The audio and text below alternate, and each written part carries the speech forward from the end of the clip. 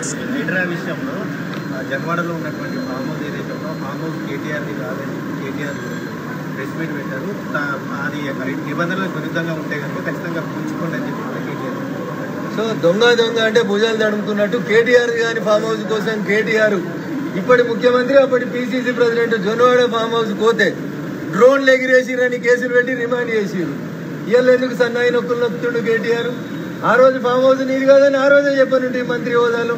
ఇప్పుడు దాన్ని వేరేళ్ళ పేరు మీదకి పేరు మార్చి ఫామ్ హౌస్ నాది కాదు అంటే దొంగలు కలిసి చేసేటువంటి ప్రయత్నం తప్ప ఇంకొకటి కాదు.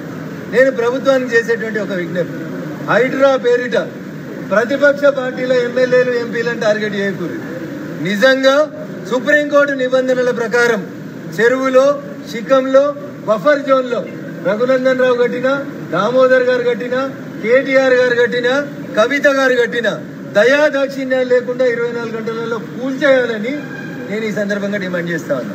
ఎందుకంటే చట్టాన్ని గౌరవించే ఒక వకీలుగా సుప్రీంకోర్టు నీటిని, చెరువుల్ని, కుంటల్ని పరిరక్షించమని చెప్తుంది. అడ్డంగా కడితే ఏమవుతుందో వాయనాడు మనకు చెప్పింది. 2 సంవత్సరాల క్రితం ఉత్తరాఖండ్ లో చెప్పింది. హోటళ్లు గీటర్లన్నీ నీళ్ళకి ఎట్లా కొట్టుకుపోయినాడు. ప్రకృతికి కోపం వస్తే అక్కడ ఈ మంత్రి, ఆ మంత్రి, ముఖ్యమంత్రి ఎవరు కనబడరు. ప్రకృతి ఎకలాజికల్ ఇంబ్యాలెన్స్ కాకుండా చూడడానికే హైడ్రా ఏర్పాటు చేసిరని మనం నమ్మాలి.